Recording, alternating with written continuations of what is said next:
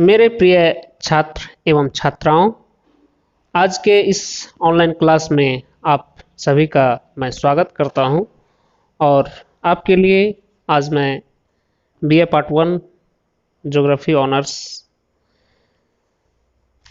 का paper first का unit 5 से एक बहुत ही मज़ेदार टॉपिक लेकर के आया हूं। वो टॉपिक है मैरीन डिपॉजिट्स, अर्थात महासागरीय निक्षेप, या आप उसको ओशन डिपॉजिट्स भी कह सकते हैं। इस टॉपिक पर आज मैं आपको चर्चा करूंगा। यह आपके सिलेबस में है और यह जो टॉपिक है, इस टॉपिक से जो संबंधित आपको प्रश्न पूछा जाता है परीक्षा में, वह पूछा जाता है कि महासागरीय निक्षेप का संक्षिप्त में वर्णन करें, या फिर आपको यह प्रश्न पूछा जाता है कि महासागरीय निक्षेप कितने प्रकार के होते हैं, उनका संक्षिप्त में वर्णन करें।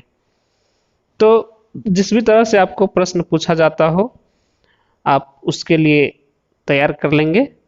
तो आज जो मैं इसमें आपको बताने जा रहा हूं, सबसे पहले आपको बताऊंगा कि महासागरीय निक्षेप क्या होता है और यह कहां पर पाया जाता है, और इस महासागरीय निक्षेप का हमारे लिए क्या महत्व है।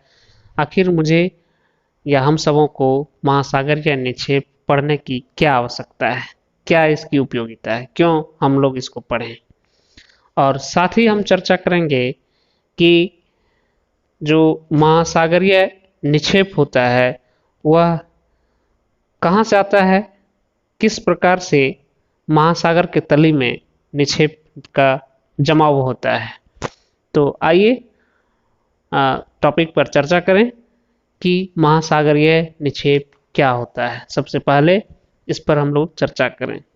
तो महासागरीय नितल पर, नितल, महासागरीय नितल, ये जान लीजिए कि नितल किसको कहा जाता है। तो महासागर का जो सबसे निचला सतह होता है, जिस पर कि महासागर का जल टिका हुआ रहता है, उसको नितल कहा जाता है।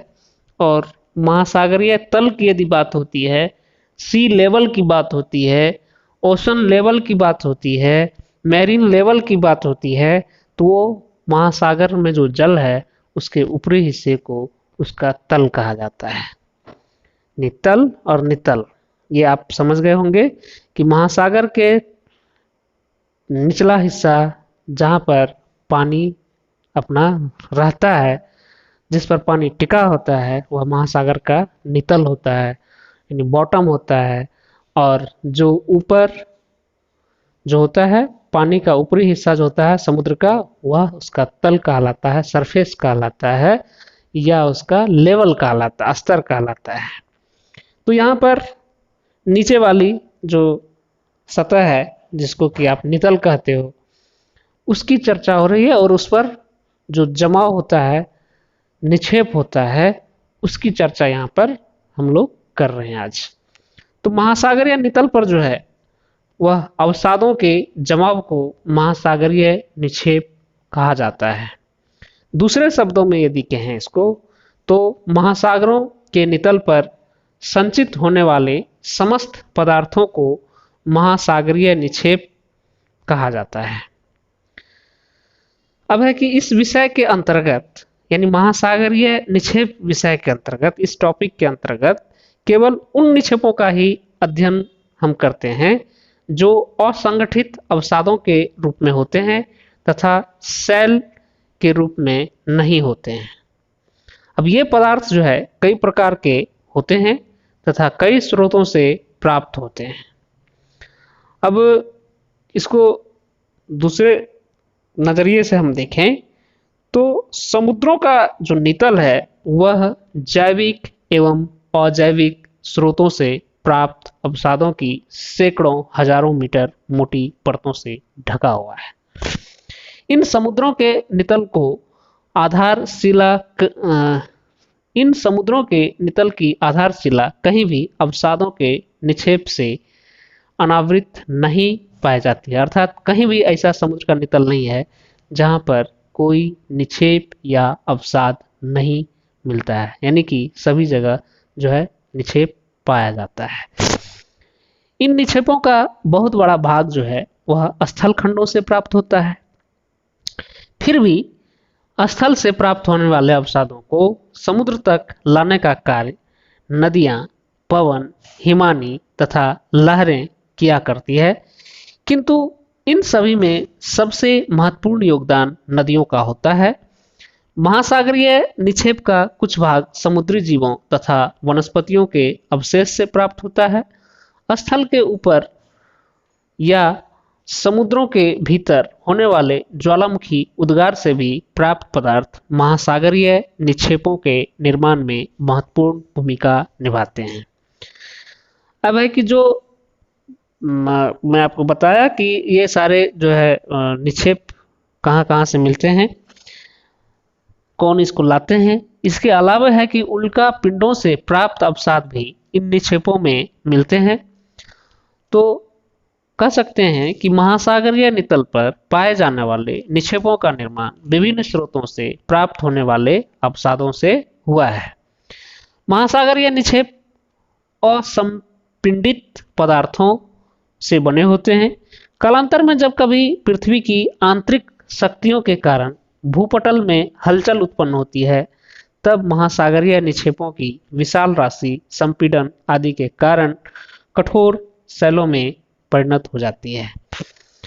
अब है कि ये महासागरीय निक्षेप का हमारे लिए क्या महत्व है, या महासागरीय निक्षेप हमारे पाठ्यक्रम में दिया हुआ है और इसे मुझे पढ़ना पड़ता है, हम लोगों को पढ़ना पड़ता है, तो क्यों हम पढ़ते हैं, इसकी हमारे लिए क्या आवश्यकता है, हमारे लिए इसका क्या महत्व है।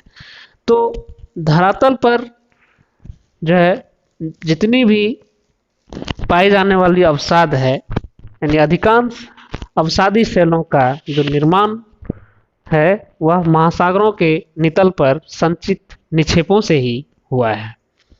विश्व के सभी वलित पर्वतों,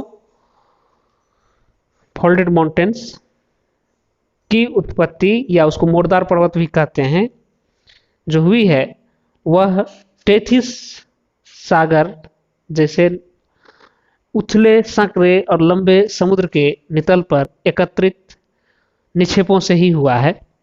धरातल पर उपलब्ध परतदार या अवसादी शैलों के विश्लेषण द्वारा भूवैज्ञानिकों को पूरा जलवायु के निर्धारण में सहायता मिलती है। पूरा जलवायु मतलब जो प्राचीन काल से अब तक जलवायु की क्या स्थिति रही है उसका भी यदि अध्ययन करना होता है, तो जो परतदार शैल हैं उसके विश्लेषण से अलग अलग युगों का अध्ययन किया जाता है। वस्तुतः अवसादी शैलों में मिलने वाले जीवाश्मों से जो है ऐसी दशाओं का पता लगाना आसान हो जाता है कि यह किस युग का बना हुआ है। खनिज तेल महासागरीय निक्षेपों से ही प्राप्त होता है, अतः इन परिस्थितियों का पता लगाना अधिक महत्वपूर्ण है जिनमें इस खनिज को उत्पन्न करने में सक्षम विशेष प्रकार के अवसादों का निर्माण हुआ है। अतः निक्षेपों का अध्ययन खनिज तेल के नए संभाव्य क्षेत्रों का पता लगाने में महत्वपूर्ण एवं उपयोगी सिद्ध होता है। अब है क्या कि अवसादों का जो निक्षेपण है वह अत्यधिक मंद गति से होता है, इसलिए निक्षेपण की दर, निक्षेपों की मोटाई और उसकी मात्रा आदि के वैज्ञानिक विश्लेषण से पृथ्वी के पूरा भूवैज्ञानिक इतिहास का पुनर्निर्माण किया जा सकता है। पृथ्वी की आयु को निर्धारित करने वाले में भी महासागरीय निक्षेपों से बड़ी सहायता मिलती है। अब यह है कि महासागरीय निक्षेपों के बारे में जो आज हम जानने लगे हैं, यह कई एक शोध और अध्ययन का विषय रहा है। बहुत लोगों ने इसको जो है जानने का प्रयास किया, अध्ययन किया, तब जाकर के आज हम इस बारे में जानते हैं। तो महासागरीय निक्षेपों के वैज्ञानिक अध्ययन का जो शुरुआत हुआ वह जॉन मरे तथा रेनार्ड द्वारा चैलेंजर अभियान के रिपोर्ट के प्रकाशन के साथ हुआ। इसके उपरांत महासागरीय अवसादों के अध्ययन में तीव्र गति से विकास हुआ, यानी विश्व समुदाय का ध्यान जो है महासागरीय निक्षेप के अध्ययन में जगा और फिर इस पर तरह तरह की जानकारियां उभर कर सामने आने लगी। अपने वैज्ञानिक उपकरणों से सुसज्जित जलयानों को महासागरों की खोज यात्रा पर भेजा और उनकी महत्वपूर्ण उपलब्धियों को रिपोर्टों में प्रकाशित किया और विश्व पटल पर जो है महासागरीय निक्षेपों के बारे में अधिक से अधिक लोगों को जानकारी प्राप्त हुआ।